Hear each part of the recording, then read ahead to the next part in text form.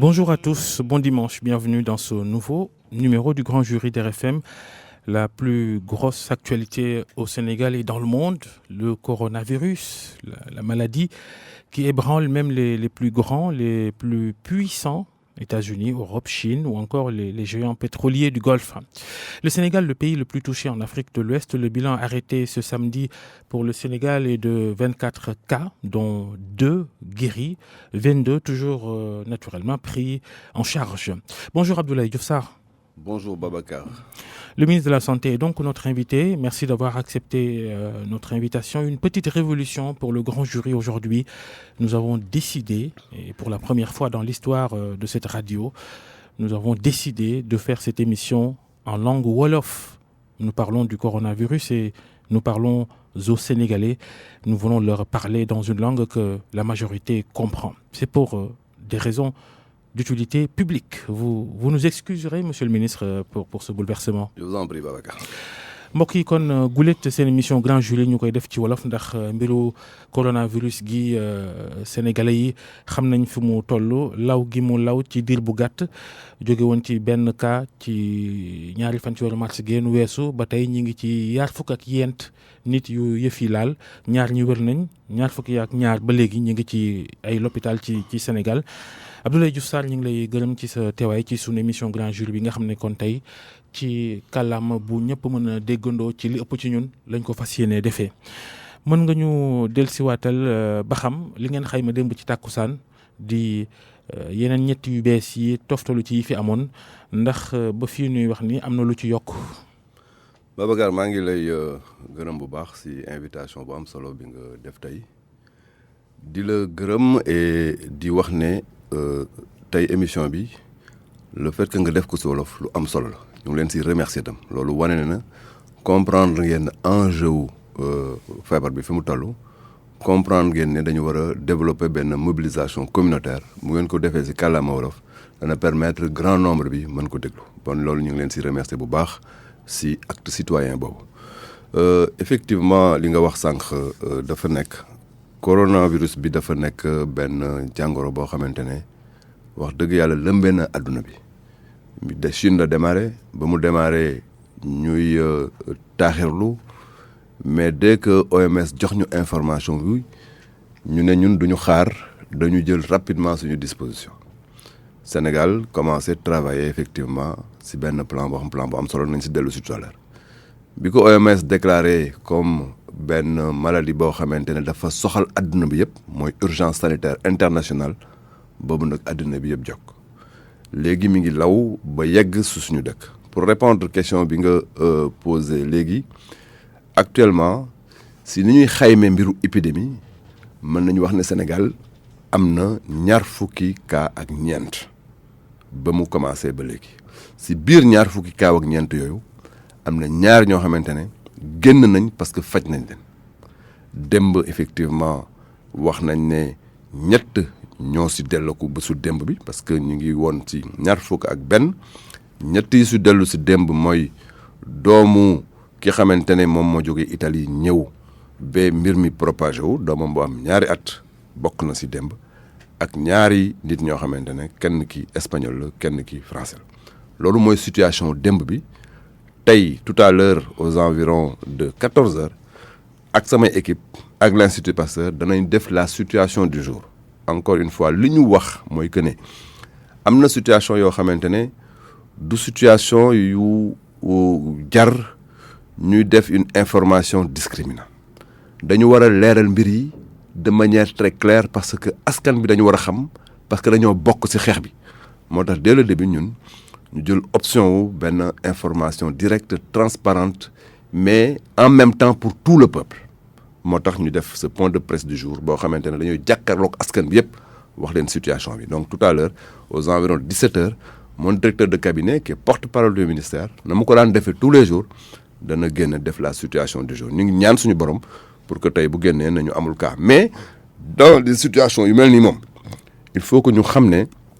dëkk bi dafa dugg dans li ñuy wax benn transmission locale parce que boobu ba léegi ñu ngi woon ci benn cas de figure boo xamante ne moo gënoon neex a gérer mooy la transmission par les cas importés mais cas importé mooy cas ay nit yu jóge bitim réew indi ko fi mais léegi am na suñu mbokk bu jóge bitim réew indi ko fi mais bu mu ko fi indee nag dafa commencé di law nag si biir population bi notamment mu jox ko ñeneen di ko joxe loolu la ñuy wax transmission locale moo tax stratégie bi ñu adapté ko très très rapidement danañ si dellu si tout à l'heure bu ñu la déggee nga ni ñu ngi ñaan cas yu bees bañ a am waaye ci xam-xam est-ce que Sénégal mënta xaar yëf yi lawandeegum en attendant xëy na muy sedd muy dakk. waaw xam nga Babacar en matière de si wàllu santé publique toujours booy liggéey da ngay liggéeyee ñaaw njort parce que boo liggéeyee rafet njort mbir yi mën na la bett moo tax ñun dañu liggéeyee toujours ñaaw njort si ñaaw njort boobu ñu nekk nag dañuy prévoir situation yëpp pour que lu ñëw rek ñu mën koo effectivement dékku ñu ngi ñaan mu bañ am mais ñu ngi prévoir aussi mu am prévoir mu am boobu moo tax ñu jël disposition yëpp pour que bu amee ñu canaliser ko ba du yóbbu suñu réew fa mu yóbbu réew yu bëri si stratégie boobu la ñu nekk mais ñaan bi moom ala kuliyalin dañuy ñaan effectivement pour mbir mi yem si. ñaaw njort googu moo sabab dogal yu am doole yi président jël démb ci ndaje bi mu leen woolu woon ci palais démb ci waxtu wi. waaw xam nga président de la république ñu koy gërëm di wax ne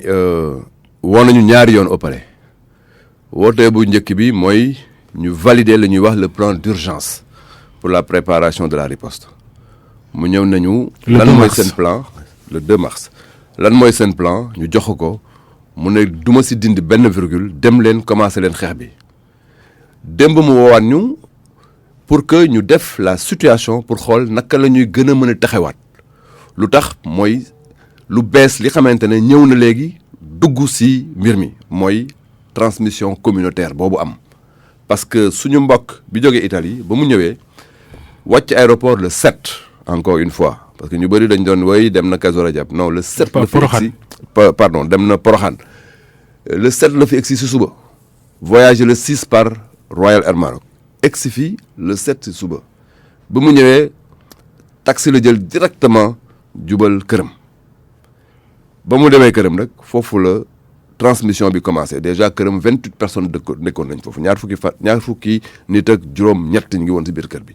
mais am na transmission boo xamante ne am na foofu loolu nag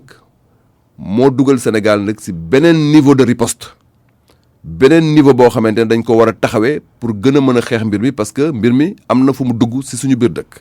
ba commencé di fa law boobu ba léegi ñu ngi amoon rek benn cas importé boo xam ne dañ koy traité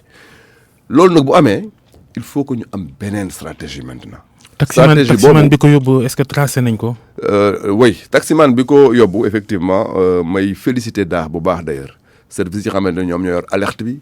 yor gestion de cas yi taximan boobu effectivement tracé nañ ko ba mu nekk si les cas yi xamante ne ñu ngi leen di suivre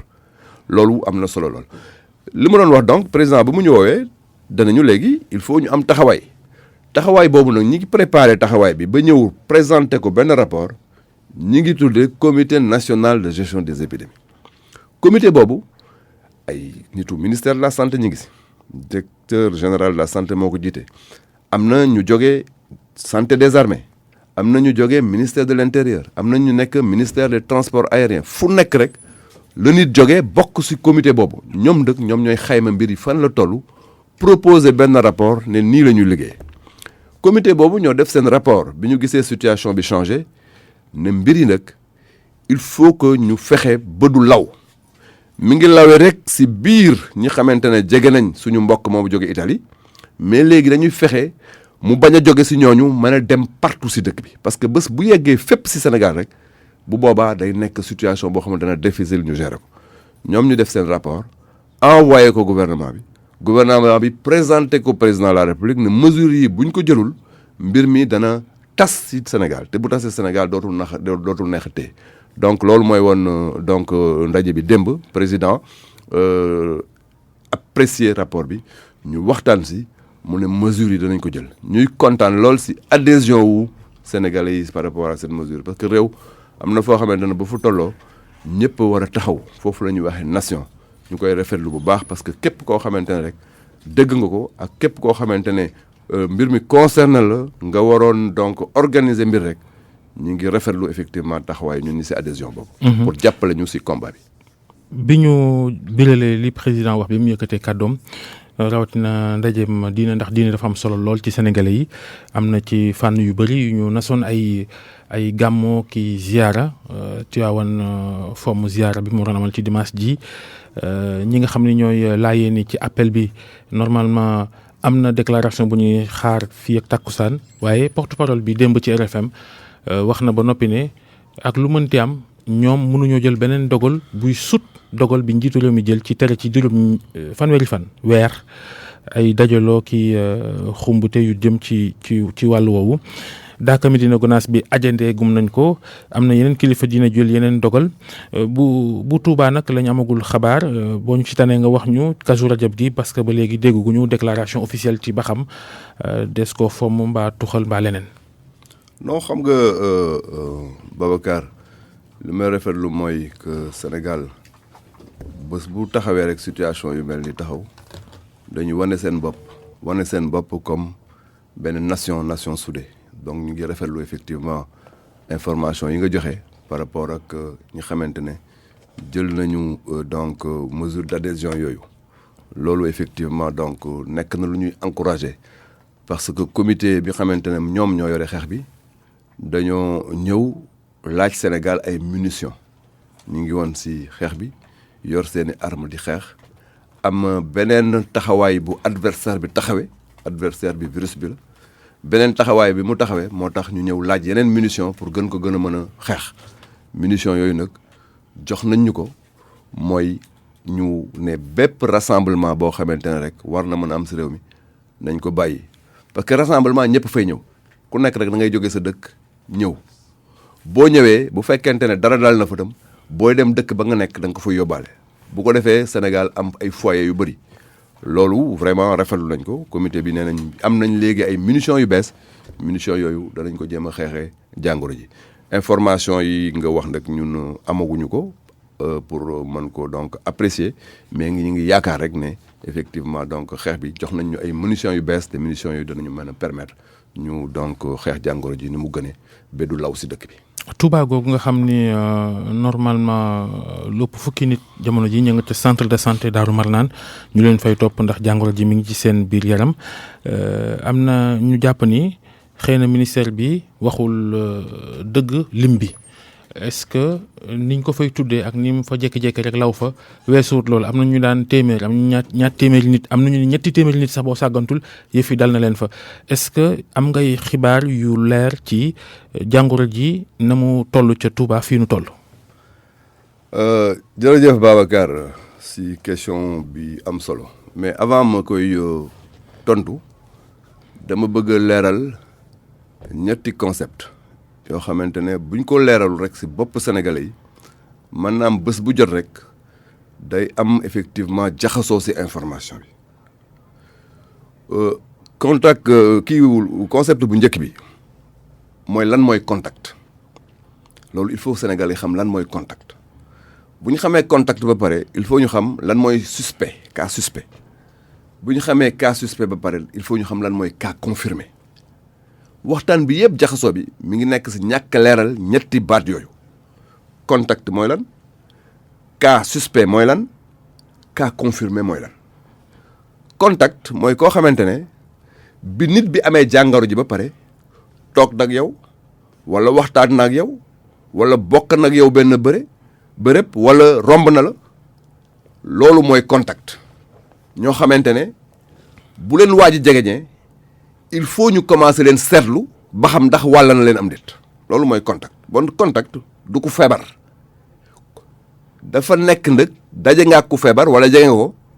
de telle sorte que bu ñu xamee ne mës nga ko jege rek il faut ñu commencer la seetlu boobu dana am fukki fan ak ñeent yoo xamante dañuy xool ndax yow mbaa li la waaj romb wala mu jege la bàyyiwul ak jàngoro bi. cas suspect nag mooy lan mooy koo xamante ne bi mu nekkee contact ba pare diir buñ koy seetlu mooy fukki fan ak ñeent yi dem nañ ba mu yàgg rek gis ne yaram baa ngi tàng wala mu ngi développer ay signes kooku day nekk un contact mais dafa suspect léegi loolu tam jar na leeral cas confirmé nag mooy suspect boobu bu ñu gisee ne suspect na rek dañuy dem defal ko prélèvement dem yóbbu ko Institut Pasteur di xaar nag Institut Pasteur wax ñu ne ndax positif na wala négatif na bu ne ñu positif na kooku nag nekk un cas confirmé bu ne négatif na ñu génne ko dootul suspect dootul contact dootul dara ñetti yooyu bu ñu ko leeralee rek répondre si kaawu Touba bi yomb bi le 7 suñu mbokk boobu jógee fële Italie jël taxi wàcc Touba chauffeur de taxi boobu contact la dañ koy boole si contact yi muy benn ba mu duggee këram 28 personnes ya fa nekk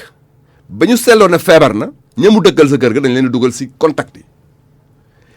ba mu demee si poste de santé bi ne dafa feebar ba ñu commencé di ko seet bi ñu sentir ne feebar la ñàkk a seet foofu si poste de santé bi ak ña mu waxal dañuy considérer ne ñooñu tam ay contact lañ contact yooyu yëpp ba ñu leen xaymee mi ngi tollu woon si 71 mooy juróom-ñaar fukk ak benn 71 yooyu nag suñu cër mooy ñu leen di suivre si 14 jours ñooñu ay contact lañ si biir contact yooyu saa yu si kenn wanee dara rek mu nekk un suspect ñu dem analyser la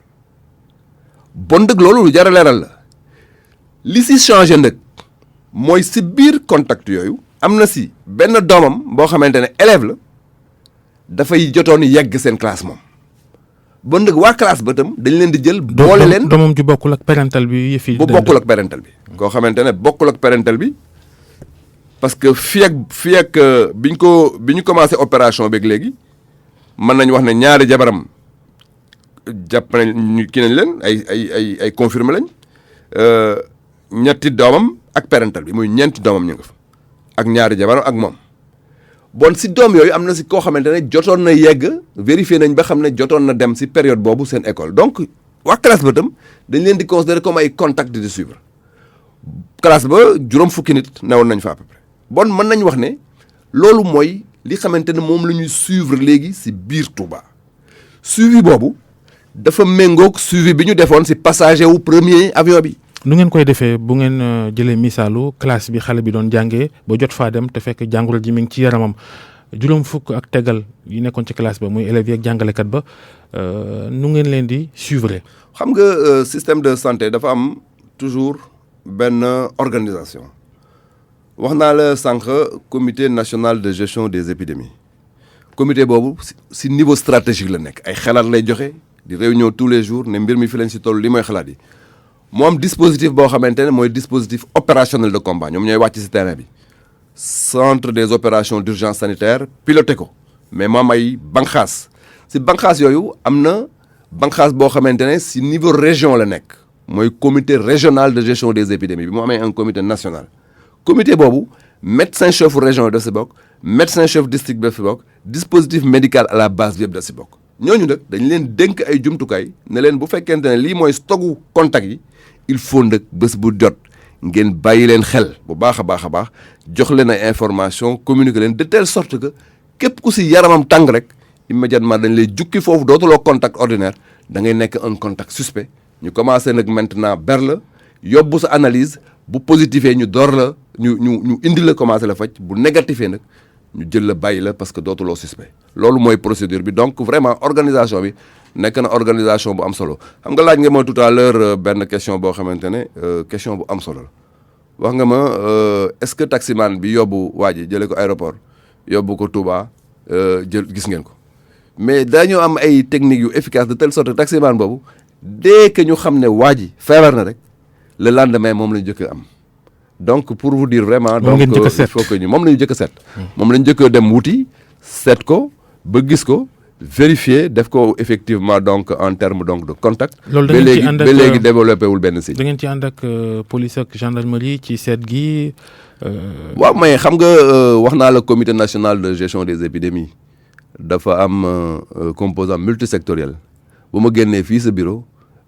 damay présider benn réunion à midi réunion boo xam ne dirait 1 heure. ministère de l'intérieur mi nga fës par le biais de son secrétaire général ki topp si ministre bi si biir comité bi itam la police dañ si nekk sapeur pompier de nekk si le directeur de la santé militaire nekk si ministère du tourisme et des transports aériens nekk si donc comité multisectoriel la de telle sorte lu ñu soxla rek ki ko war a régler mi ngi autour de la table dañ koy jox instruction tout de suite mu jóg dem régler ji ko. bon nag comité boobu dafa efficace moo tax très rapidement bu ñu bëggee donc jël décision du am ay procédure dañu jóg rek dem parce que nous sommes en situation d'urgence. li ngeen di topp ci ay nit fi ñu toll nii ëpp na junni buñ ko xayma ci xayma gu ngeen ci mujjee joxe 1041 personnes boo sàggantul xëy na yokku na léegi loolu moom est-ce que kenn ku ne ci junneek doomi aadama ak yu tegal yooyu kenn ku ne ñi ngi koy topp fi ñu toll nii. pour xool ba xam jàngoro ji mi ngi ci moomam déet. question bu baax la tey tant que amuñu benn cas bu bees cas boo xamante ne njoxtu nañ ne am na ñeneen ñu mu gis stocku contact yi du yokku loolu tam dafa baax ñu leeral ko tant que amuñu cas bu bees boo xamante ne génn na ñi xamante ne ñoom la ñu mettroon si benn place ñu xaar. cas bu bees boo xamante ne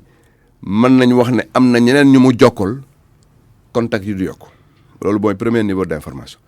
beneen bi mooy contact yi premier avion bi ñu xamante ne ñoom ñoo ñëwoon ak tubaab bi fi jëkk a installé le cas au Sénégal ñooñu génn nañ léegi si suivi parce que passé nañ seen 14 jours yu ñu suivre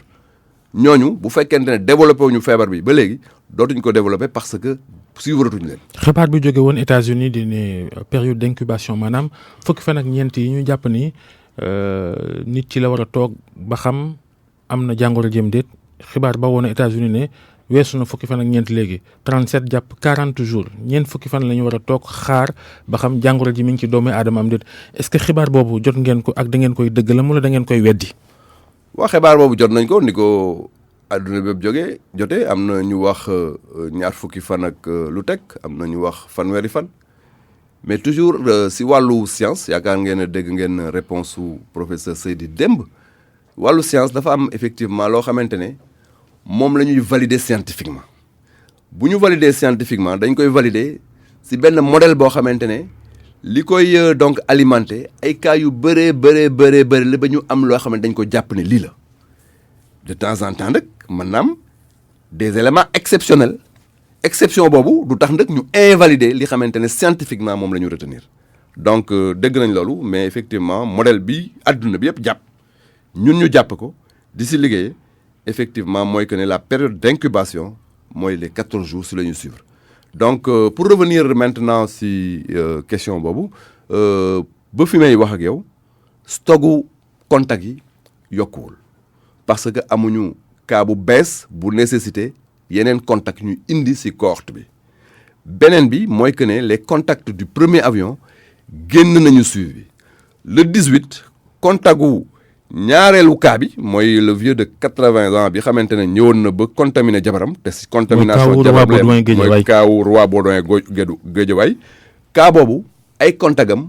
le 18 danañu génn effectivement cohorte bi moom sax d'ailleurs defal nañ ko un premier test barka démb ba mu wér mais duñ ko bàyyee ni dañuy xaar ba suba ñu defalaat ko un deuxième test bu fekkente ne dañu gis ne toujours négatif na ñu considéré ne wër nañu génn ko. moom moo décidé sax ne du dellu ca njaboot ga day beru tuuti wala. du moom. non tubaab bi ñu njëkk jàpp. ma koy féliciter nag vraiment ma koy féliciter parce que dafa def benn acte boo xamante ne daf ñu yombalal suñu liggéey bi mu ñëwee ba seetlu ne moom si boppam dugg këram.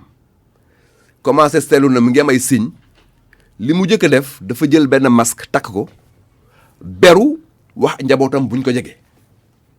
chance boobu lañ am si moom moo tax wàllul benn nit si biir këram wàllul doomam ñaari doomam wàllul jabaram parce que ba mu ko yëgee si yaramam rek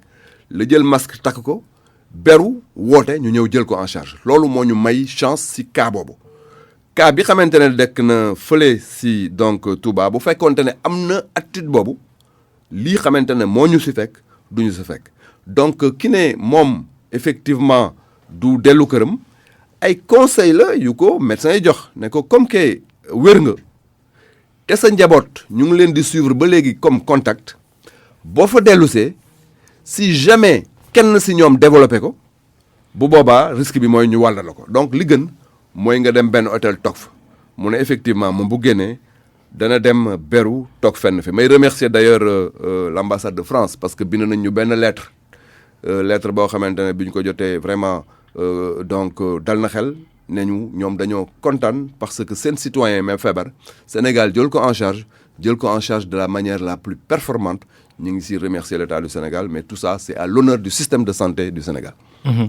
mu fàttali mbokk yi yéen a ngi déglu seen émission Grand Jury ñu ciy dalal Abdoulaye Diouf Sarr ministre de la santé et de l'action sociale émission bi tey wolof la gannaaw coronavirus bi yitte gu am solo la ci réew mi fii nu toll. li nga xam ne nag mooy seetlu gi tam Abdoulaye Diouf Sarr mooy jàngoro ji avion yee ko fi indi ci waxin mooy ay nit yu jóge bitim réew rawatina ñoo ko fi indi. gis nañ réew mu mel ni Maroc nga xam ni Sénégal sax moo ko ëppale ay cas fi nu toll moom décidé na dakkal ay ñëwuk avion ca Maroc yu jógee ay Italie ki France xam naa Chine itam est-ce que Sénégal mi nga xam ni moo ëppale foofu Maroc ay cas xalaat na loolu wala tollaguñ fa. waaw Babacar question boobu ñu koy posé wu bëri na lool. li ma si tontu mooy Sénégal dëkk la boo xamante ne dafa am ay stratégie bi xamante ne moom le comité national de gestion des épidémies di jàpp stratégie boobu la Sénégal di appliquer Sénégal du appliquer stratégie bu Maroc bu doon appliquer stratégie bu Maroc étudiants yi nekk fële xamante ne mooy Chine ba ñu ne dañ leen di indi bon dañuy xool ndax dëkk yeneen yi indi nañ ñu indi suñu yos te histoire wane na ne tey que ne loolu bu ñu ko defoon def erreur parce que am na dëkk yoo xamante dañoo indi seen étudiant te am na xayma yu bëri yu yaakaar ne transport boobu xamante ne indi nañ ñu nekk si foyer yi am na lu mu indi si dëkk bopp. bon nag ñun tey ñu jël position responsable si suñu xalaatu bopp ak suñu stratégie bopp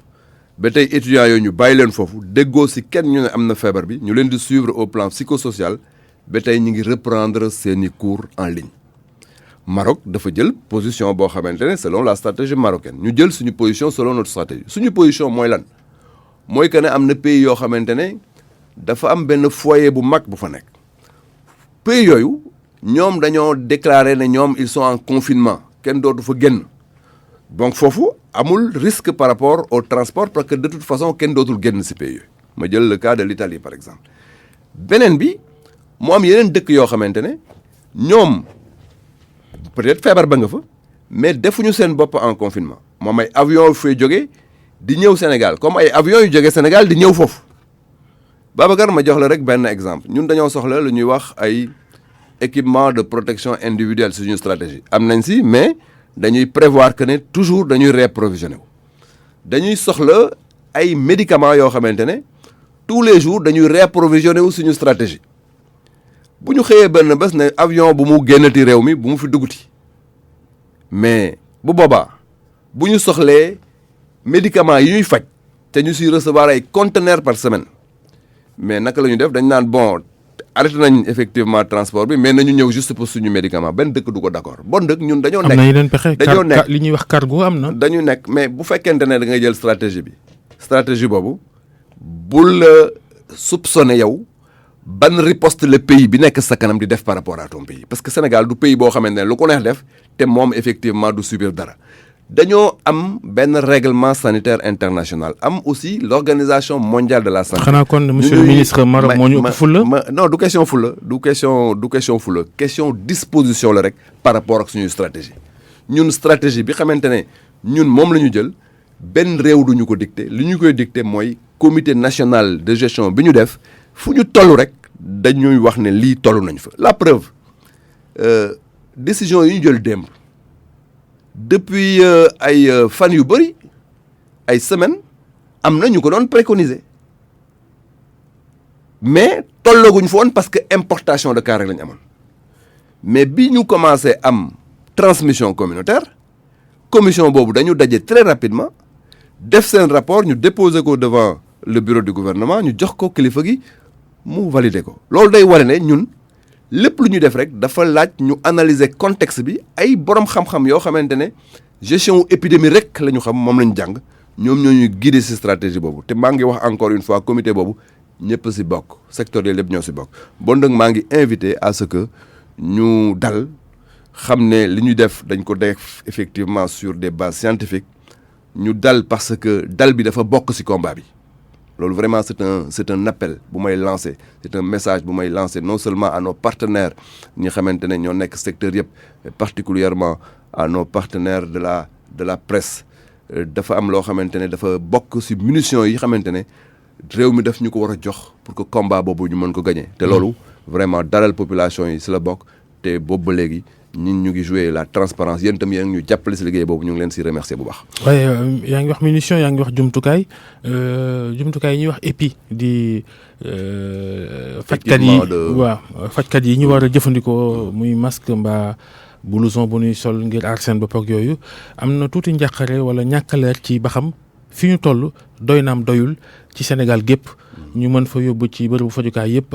ay matériel yuy tax fajkat yi mën koo jëfandikoo aar seen bopp faj ay cas bu fekkee am nañu ko. waaw xam nga xeex épidémie bi dafa am ay jumtukaay yu mu laaj am na jumtukaay yoo xamante ne personnel de santé yi ñoom ñoo koy utiliser di ko yore am na jumtukaay boo xamante ne communication la mooy service national d'éducation pour la santé ñoom ñoo koy jox comme information population yi am na jumtukaay yoo xamante ne ñi nekk ci frontière bi ñooy taxaw foofu pour aar mooy caméra thermique yi ngeen gis ak thermoflash yi am na jumtukaay yoo xamante ne ñun ñoo ko yore au plan stratégique donc ku nekk ci jumtukaay opérationnel yi nekk ci espace de soins yi jumtukaay yooyu dafa am solo lool équipement de protection individuelle yooyu ngay wax xamante ne moom le personnel de santé yi di sol bu ñuy dem ci koo xamante dafa suspect wala koo xamante ne dafa confirmé loolu daf ci am solo lool parce que moom moo leen di protéger ñoom en tant que personnel de santé parce que bu ñu demee ci réew ba personnel de santé bi ñoom ci seen bopp nekk effectivement en danger rek dootul wóor parce que bu kaa amee kenn du la faj bon nag équipement yooyu dafa am solo lool équipement yooyu effectivement li ñuy wax centre des opérations d'urgence sanitaire daf ci am benn stock ci plan d'urgence bi xamante ne présenté nañ ko évalué woon noonu stock bi yëpp bi fa nekk mais xam nga bu fekkente ne jàngoro dafa law ci àddina jaxasee yenn dëkk yi boo seetloo même en Italie ou ci yenn dëkk yi ñu ngi wax tension ci ci matériel bi yow en tant que pays li nga yor rek waratul doy da nga war a prévoir kaaw catastrophe même bu amul da nga ko war a prévoir nga jël say dispositions yoo xamante ne da nga ne lii kat naa ko jënd au cas où mooy comme rek ñu ne bon benn pénurie naam mais wóorul boo moytul fekk ay fan ndox ñàkk nga gis jigéen ñëpp dem te jël seen i bu dee sama dëkk ba la Yoff jël seen i matukaay wut ndox denc ko parce que dégg nañ rek ci ay kii ne ndox mën na ñàkk exactement noonu la demee actuellement am nañ un stock bi xamante ne moom la ñuy liggéeyee parce que malade bu nekk rek di nga laaj ci sa traitement 40 EPI stock boobu ñu ngi koy liggéeyee mais l'Organisation mondiale de la santé jàppale le COUS lancé nañ effectivement donc une très bonne commande pour réapprovisionner wu au cas où. bon donc ñu ngi ci plan de contingence boobu li ci te plan de contingence boobu vraiment yaakaar matériel boobu li ci particulier mooy am na ci yoo xam ni li Sénégalais di wax à jeter la maanaam benn yoon nga koy jëfandikoo dootoo ko solaat dootoo ko jëfandikoo waat est-ce que loolu du gën a jafeel stock beeg jëfandiku gi. oui moo tax ma wax la sànq xam nga dama ne la benn malade bu nekk 40 EPI la laaj pour que ñu traité la loolu mooy que ne buñ jëlee benn EPI ba pare dootuñ ko utiliser. bon nag stock boobu yëpp ci prévision yi dañ ko calculer moo tax ñu ne am na 4000 EPI yoo xamante ne moo nekk en stock mais nañu prévoir effectivement ci suñu stratégie de contingence pour réapprovisionner wu très rapidement au cas où ñu dugg ci beneen phase de la maladie. bon nag loolu vraiment donc lu ñu noté la du sax EPI yi rek même les kits de prélèvement parce que tey Institut Pasteur moom mooy gérer lépp luy donc test yooyu dafa laaj effectivement ay kits de prélèvement donc jëmtukaay yoo xamante ne moom la ñuy prélever li xamante ne moom la ñuy analyser pour xool nit ki am na ko am leen même kit yooyu dañ koy soxla Institut Pasteur leeral nañu ne ñoom jël nañ Chine may ci Italie lu bari. exactement ñuy remercier aussi donc la coopération chinoise parce que effectivement si sens boobu tam ñu ngi jàppale réew yëpp yi xamante ne may nañ leen ci yéen itam ñun tam effectivement am nañu donc benn stock boo xamante ne stock bu am solo la en EPI mais aussi donc en kit boo xamante ne donc coopération chinoise ñu jàppale na si état du Sénégal. ba fii ba président njëkkee wootee ndaje le 2 mars xaalis bi mu waxoon ni teg na ko ci table jamono jooju mooy 1 milliard. tey di dimanche 15 mars lu yées tuuti ñaari semaine ñaata la gouvernement Sénégal def ci xaalis ci xeex coronavirus. waaw xeex bi coronavirus mën nañu wax ne ñuy remercier président parce que bi ñu ko déposé le plan d'urgence de préparation boobu def nañu gouvernement du Sénégal jël na lépp ñu dawal génn lendemain ñu am le premier cas bi nga xamante ne mooy le cas confirmé ñu demaat sa ëllëg sa am le deuxième cas ba ñeent cas ñu ne léegi plan d'urgence de préparation bi il faut ñu dem si lu ñuy wax plan de contingence ñu commencé liggéey pour vraiment yokk jumtukaay yi may remercier les partenaires techniques et financiers parce que daje nañu ak ñoom ñëpp ku nekk wax sa yéene pour contribuer effectivement à la riposte 1,4 milliard boobu ñu ngi def l'ensemble des comment dirais-je encore des engagements l'ensemble des commandes Institut Pasteur def na ay commandam yëpp le COUS dans le cadre des équipements mi ngi def ay commandam le service des maladies infectieuses permettre ñu très rapidement ñu yokk la capacité parce qu'on était sur une quinzaine de lits léegi boo demee extension bi on peut aller à 36 lits ñu ngi def effectivement mise en œuvre bi la comptabilité elle-même de ce montant-là mënuma tey vraiment lors de cette émission bu fekkoonte ne prévoir naa donc cette question-là dans le souci de la transparence bi xamante ne ñun moom la ñu gëm te moom la ñu doxee jusqu'à la fin dama lay indil état bi yëpp ne la voilà la mise en œuvre financière mais ñi ngi si ñoom ñëpp ñu ngi def seeni commande te li ñu bëgg mooy véritablement dara bañ a soxe parce que situation d'urgence bu ñu si nekkee daal moo urgence bu ñuy souligner en rouge. waaw États-Unis Donald Trump 50 milliards de dollars la génnee xeex jàngoroy coronavirus est-ce que milliard ak 400 millions CFA googu président waxoon naam yoro chiffre yi fi ñu toll nii weesu noonu ko wala. Babacar dañ koy weesu xam nga lu tax dañ koy weesu tontu bi nekk na tout à l'heure si li ma la njëkk a wax dañoo déposer un plan d'urgence de préparation jusqu'au mois de juillet mais bu fekkente ne dafa am donne bu bees dañuy dugg si plan d'accélération boo xamante ne c'est un plan de contingence bu laaj beneen effort en termes de prévention en termes donc de détection en termes de riposte en termes de prise en charge loolu yëpp même en termes de communication moo tax forcément da koy dépasser de loin d'ailleurs. ci dogal yi njiitu réew mi jël démb ci seen ndaje bi ngeen amaloon ak moom wax na ni école yi dañ koy tëj ñetti semaine élèves yi kon li koy dalee ëllëg kenn du jàngi ci durub ñetti semaine loolu mooy école yi nga xam ni xamme na leen ràññee nañ leen bu weesoo loolu duggoon na yëpp a nekk ci école jàngum tubaab am na ay école yoo xam ni leneen la ñuy jàngalu ci mel ni alxuraan te melokaanu daara yi laata coronavirus di yegg si Sénégal xamees na ko xale yi taxawaalu ci mbedd mi tam ñoom plan bi ngeen jël pour xeex coronavirus lu mu namm ci ñoom. jërëjëf Babacar may féliciter di remercier mon collègue ministre de l'éducation nationale monsieur Mamadou Talla li wane ne xeex bi xeexu multisectoriel la mais aussi solidarité gouvernementale daf si fees bu baax mooy que ne bi mbir mi déclenché woo dafay jël tànkam dem si benn école bu nekk Wakaam moom si boppam mu def benn cours boo xamante ne si wàllu Covid-19 la wax élèves yi naka la mbir mi di taxawee ak naka lañ si xeexe ma koy remercier au passage effectivement pour que ñu éviter propagation bi au niveau national pour que donc ñu confiner mbir mi un plan de confinement bu mu génne benn zone wala benn ligne endigué ko foofu ba mu bañ a law si Sénégal yëpp ñu mën ko traiter foofu moo tax ñu ne nañu jël mesure yooyu écoles yi war ko appliquer muy stratégie boobu xamante ne stratégie bu classique la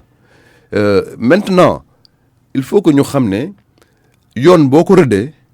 képp koo xamante ne da ngaa nekk si biir réew mi da nga ko war a adapter si sa contexte l'association des maires du Sénégal ak les élus locaux daje nañoo ak man ne ñoom ku nekk boo demee si sa commune da nga am noo taxawee par rapport ak sa collectivité locale danaa gis madame la ministre Ndeye Saly Diop Dieng ñu xool par rapport à ces cibles vulnérables là naka lañ fay définir une stratégie notamment les daara les talibés et cetera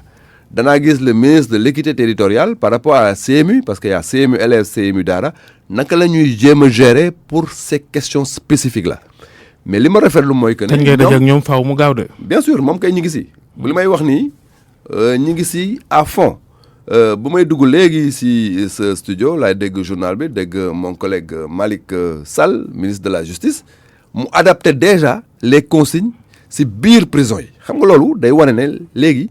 du rek ministère de la santé en tant que tel moo war a ñëw appliquer des mesures dans les sectoriels mais sectoriel bu nekk da ngay jël en charge effectivement donc ces orientations appliquées dans ton domaine te ñoom ñëpp ñu ngi si maa ngi koy rafetlu bu baax di leen si remercier.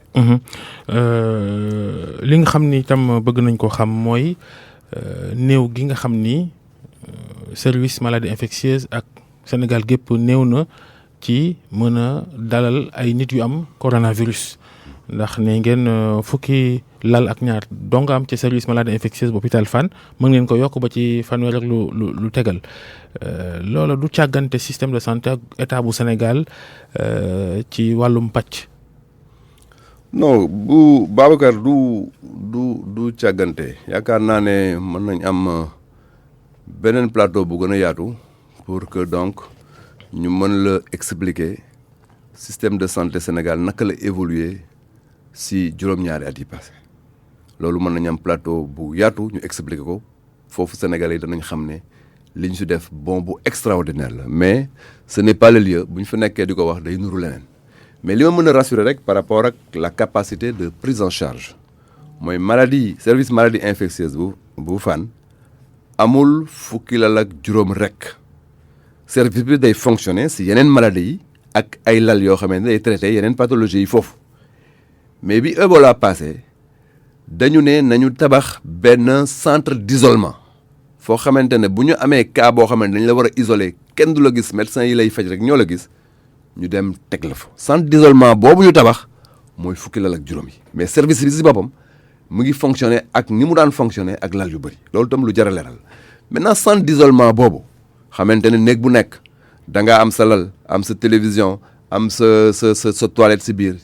defee ko noo xamante ne moom lañ koy defee au plan international moo am fukki lal ak juróom ñu ne nag si biir centre boobu très rapidement nañoo def extension tout de suite pour que ñu mën fi am 36 lits encore mais aussi ñu ne nañu réorganiser le système de santé parce que nag situation bu taxawee réorganisation da am réorganiser système de santé pour que dans l'urgence ñu mën a réserver un nombre de lits supplémentaires foofu la ñu amee un nombre de lits supplémentaires à l'hôpital principal am un nombre de lits supplémentaires à l'hôpital Idrissa Pouye de Grand Yoff am un nombre de lits supplémentaires à Dalal Jamm tey bu ma waxee nombre de lits supplémentaires yi am ci Sénégal yëpp pour jël en charge la maladie ñu ngi ci 259 lits am na benn hôpital bu bees boo xamante ne kenn mësu fa dugg bu ñu defar effectivement à Diamniadio même hôpital boobu dañ ne nañ ko réserver pour la prise en charge en cas d'urgence hôpital boobu rek 100 lits la te hôpital bu bees la ñu ngi ko doon paree donc inauguré fan yi ñëw mais dañ ko réserver pour la riposte pour la prise en charge donc may dalal xelu ñi que ne effectivement si biir service maladie infectieuse defaroon nañ fa benn structure d'isolement boo xamante ne fukki lal ak juróom la woon mais loolu du lalu service bi yëpp.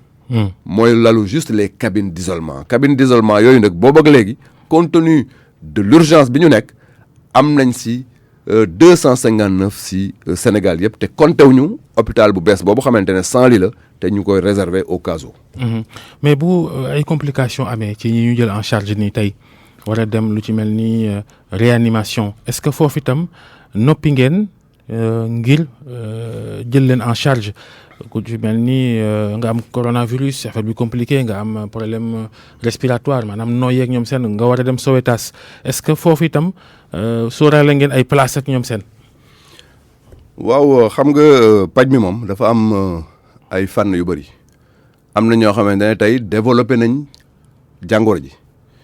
ñu ngi leen di faj mais compliqué wul borom xam-xam yi dañuy def rek faj boo xamante ne symptômes yi la ñuy faj bu fekkente ne mbir mi bopp metti ou bien la jàppal loolu la ñuy faj bu fekkente ne dafa am feneen fu mu jàpp sa yaram mu nekk donc sa gorge wala feneen loolu la ñuy faj di la jàppale ba nga wér mais am na cas yoo xamante ne mën na compliqué wu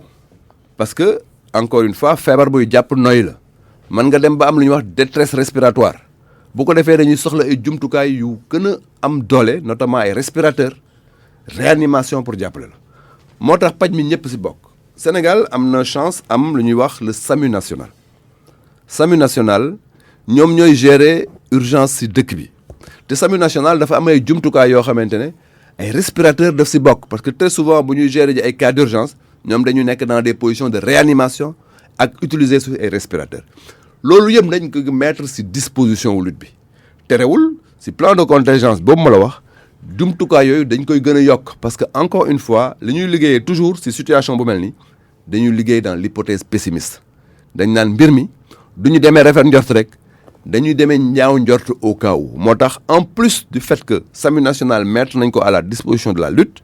dañu jël aussi que ne nañu renforcer bu baax tout ce qui est matériel de respiration de réanimation ak ay respirateurs yu mel noonu. au cas où ñu confronté wu à des cas graves yoo xamante ne day am détresse respiratoire par exemple. gis nañ ci àddina ay kilifa yu yor réew ay ministre ki président ki premier ministre yu jàngoro ji laal yow Abdoulaye Diouf Sarr est-ce que def nga test coronavirus ci sa yaram. waaw man maa ngi yaakaar ne sama gars yi bu ñu seetloo ne sama yaram tàng na nañu may monsieur le ministre fi mu nekk rek sa yaram tàng na nañu dem ñu xool mais. defagoo test ñu ngi non test kenn du ko def. te amuloo jàngoro bi kenn du ko def te seetlu ñu dara si yow. moo tax ma. yëgoo ko dara sa yaram am na sama benn xaritu ministre pour ne pas le nommer ba mu tukkee ba ñëw ñu leen mais yéen. il faut que ñu xool leen pendant 14 jours bu leen bouger 14 jours ñu xool ndax dinañ mais moom dafa yeewu le lendemain très tôt suba teel ne ma il faut ma def test ma ne ko mais test bi jaru ko ndeketoo jéggi na ma fi ba dem seeti ku ko defal test ma ne ko yow monsieur le ministre vraiment da nga doon perdre sa temps rek mais jaru ko xaaral rek ba ñu seetlu ne am nga donc dara moo tax vraiment ñu ngi wax ñiy liggéey ak ñun ñëpp ñu seetlu ñu bu baax parce que ay sénégalais lañ comme ñëpp jàngoro ji xàmmewul ministre. xàmmewul donc jigéen xàmmewul góor xàmmewul parti politique xàmmewul nationalité jàngoro joo xamante ne ñëpp la mën a dal. Macky Sall tam moom deful test. bu ma donc comme ça comme moom ngi dalal ay réunion ca palais ba. xam naa ne moom changé na nuyoo bi si réew mi. léegi moom yaakaar naa ne conc la ñu nuyoo wala bañ a nuyoo. am nañu ne Abdoulaye Diouf Sarr attanul xeex jàngoro yi coronavirus ku ci mel ni Aïda Mbodj ancienne ministre toog na fii nga toog ne dañ laa war a teggi ndax attanoo bagage yi. xam nga Babacar man am na yoo xamante ne du ma si tontu sa maam daf na ma ne kuy daw doo gestu loolu dafa am solo loolu kuy daw doo gestu mais peut-être que moom mi ngi wax ak ministre de la gouvernance locale lay waxal ba léegi mais nootu moom ministre de la gouvernance locale je suis ministre de la santé et de l'action sociale. maa ngi donc jël en charge ak responsabilité li ma Sénégal dénk sa réew bu la dénkee dara waruloo donc ñu lay distraire sur autre chose. personnel de santé bi nag ni ñu mobiliser woon ni nelawatuñu yendalatuñu ñoom est-ce que am na yeneen pexe yoo xam ni itam xalaat ngeen ko jëmale ci ñoom wàllu motivation ñoom seen ak aar leen njëkk. bien sûr c'est extrêmement important d'ailleurs. Il faut que absolument ñu wax loolu ci chaîne de prise en charge bi yëpp ci chaîne de combat bi yëpp il faut que non seulement ñu aar personnel de santé bi jumtukaay bi leen war yëpp ñu jox leen ko mais il faut que ñu travailler bu baax sur le système de motivation jàppale leen ba li ñu def ñu xam ne effectivement seen réew moo leen ko dénk te moo leen accompagner au plan effectivement de la motivation je suis tout à fait donc en phase avec vous sur ça.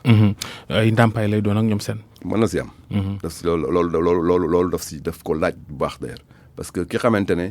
dañ lay jox benn EPI nga dugg di liggéey te heure bu nekk dañ lay donc solliciter kooku non seulement dañ la war a tous les jumtukaay yu mat mais aussi dañ la war a donc motiver. même motivation financière yaakaar naa loolu am solo la dañ ko def. jërëjëf Abdoulaye Diouf Sarr ministre de l'action sociale de la santé et de l'action sociale nekkoon sunu gan tey ci grand jury bi nga xam ni gulet ñu def ko ci wolof.